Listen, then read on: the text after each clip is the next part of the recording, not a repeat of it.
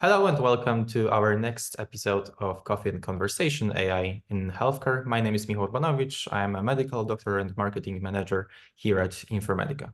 Today with me is Dr. Calum Yacoubian, Director of NLP Healthcare Strategy for IQVIA.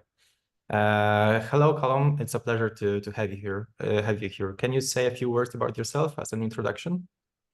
Sure. Hi. Yeah, it's a pleasure to be here. Thanks for having me. So my name's Calum Yacoubian. As you said, I lead the healthcare strategy within some of our AI capabilities here at IQVIA.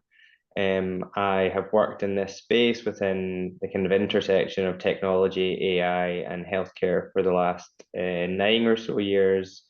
Like yourself, a medical doctor by background, I trained and practiced in hospital medicine in the UK before making the jump into tech and AI. So yeah, very passionate about the ability of technology to improve patient outcomes, and I think that intersection I mentioned between healthcare and technology is a really exciting place to be right now. Great. And super exciting career switch. So congrats on that. And so we will jump straight to the topic. So AI in healthcare. So Dr. Yacoubian, could you share your insights on the most innovative ways NLP, natural language processing, is being applied in healthcare today? And speaking specifically, how do these applications impact patient outcomes and the efficiency of healthcare payers and providers? Sure, yeah. So I guess, I mean, very top level and very quickly for Mm. anyone who's not kind of familiar, natural language processing or NLP is the ability of software or technology to understand human language. And I think that, having worked in this now for 10 years or so now, I think that because of, I think things that have happened in the last couple of years, particularly around things like ChatGPT, um, something that I guess used to be niche is all of a sudden kind of cool, which is a nice place to be. So natural language processing covers loads of use cases, and I'm obviously very specifically interested in how it applies within the healthcare space. And there are loads of examples, and the number of examples has increased exponentially. I think with generative AI, which itself is a type of natural language processing. But I think maybe I'm not going to start there, and probably talk about a use case or an example of NLP in a slightly different context, which I personally think is really powerful, really impactful, and an exciting application. And that is around the use of NLP to support in health equity and to identify social determinants of health that have been documented by clinicians but never make it into the structured data. And I mean, I could speak forever on that subject, but I guess I'll give you an opportunity to ask any more questions you have about it. But yeah, I think that's really powerful, and kind of that ability of AI and NLP to impact clinical and social care decision making. Perfect. And following on clinical documentation and enhancing clinical documentation, how is NLP being used to improve the quality and efficiency of clinical documentation? And can you share examples where NLP has significantly reduced the administrative burden on healthcare providers?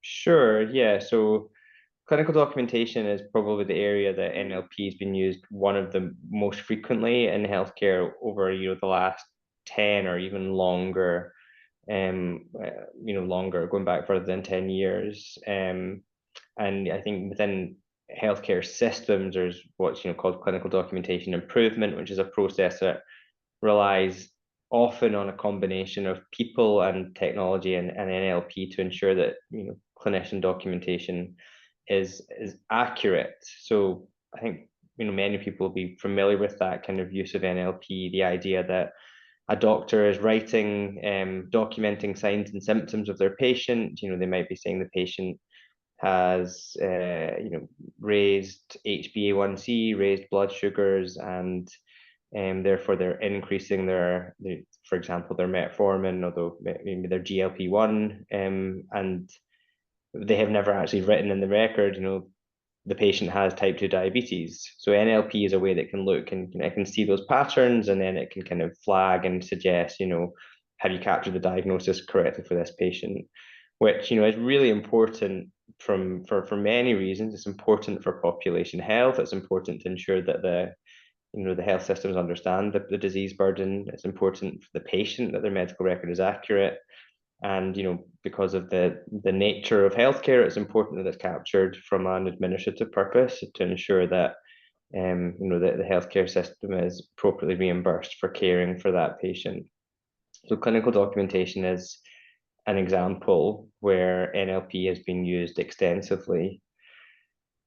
What we're seeing now is a kind of an evolution, because of the evolution in natural language processing, to trying to use NLP to not just augment clinical documentation, but in some ways to actually generate the clinical documentation in the first place. So I think a lot of the startups that we see around generative AI, a lot of the kind of use cases that we're seeing around Gen AI, which, as I say, is itself a form of NLP, is in actually creating the kind of the clinical documentation in the first place. And there's some fairly big examples of the combination of kind of generating the notes along with what's called ambient AI. So devices which listen to the interaction between the patient and the doctor, and then kind of create the summary for the clinician themselves to validate. That's a pretty new area. I think, how effective it's going to be, how much it's going to reduce clinician burden and documentation burden, is still kind of to be proven, but I think it's a fairly exciting area of natural language processing. And on the flip side, it creates even more data for further natural language processing, because there's data that you then need to use NLP to kind of extract from, to structure, to find those patient insights. So yeah, I think NLP is kind of going to be a big part of kind of healthcare practices, bigger than it already is. I think 50% of healthcare systems use NLP to some extent just now. I think it's just going to continue to increase. Great examples, and thank you. And it gives us the premise that in the future, doctors will be able to really focus on the patients and not on the documentation, and kind of like spending their time only filling up documents, which is now the great amount of the time in the doctor's office. You've mentioned it already, and wanted to circle back to the topic of generative AI. Recently, there's, of course, a lot of buzz around that. And what do you think it will take for providers to succeed with generative AI? Yeah, that's a great question. I think what we've seen in the last 18 months is a huge amount of interest, a lot of exciting pilots, a lot of exciting proof of concepts about the potential power of generative AI. And I think that as organizations want to look to move from that kind of POC stage into actual kind of system-wide deployment, there are some really important considerations that they have to take.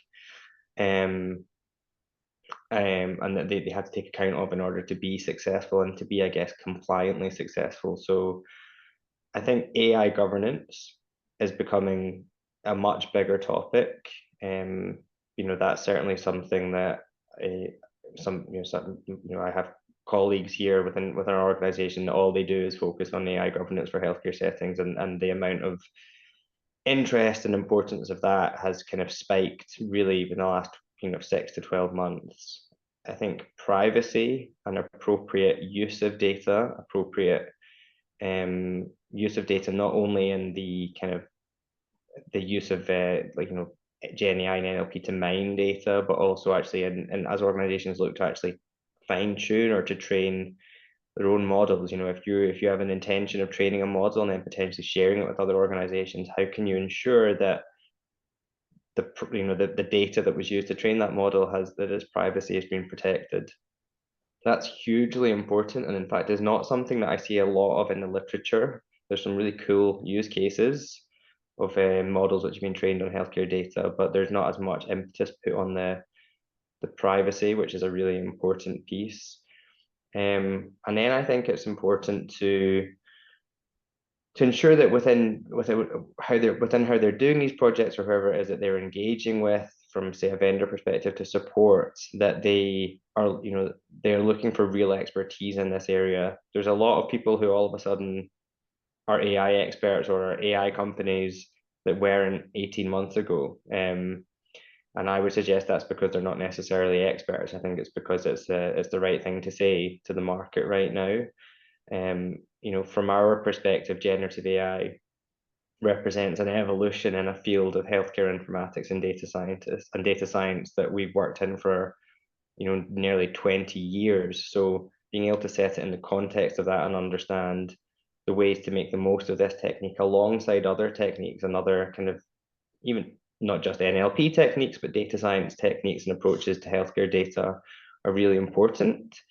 I think you don't always have to use, I think there's an expression that if you're a hammer, everything looks like a nail. You don't always have to use one approach just because you have it, and knowing the right approach to take, involves a level of expertise. In saying all of this, I have no doubt that like Gen AI is going to transform healthcare. Like it's just about doing it appropriately. And as I said, taking into account those like key components of privacy and governance. Perfect. Thank you. And the last question, to speak about the future and what it might bring. And from your experience, what future developments in NLP do you foresee having the most significant impact on the healthcare? And how do you think these advancements will transform patient care, diagnostics, and treatment planning?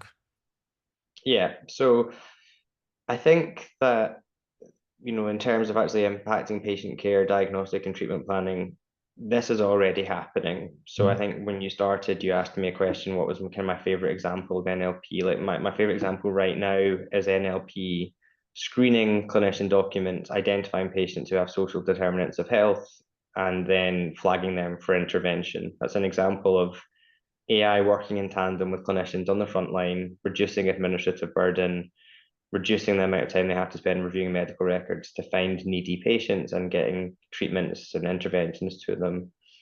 But that kind of NLP as a form of clinical decision support represents relatively a small amount of how NLP is currently used in healthcare. So I think we're kind of still in what I would say the start of a kind of three-phase evolution of NLP and Gen AI in healthcare. I think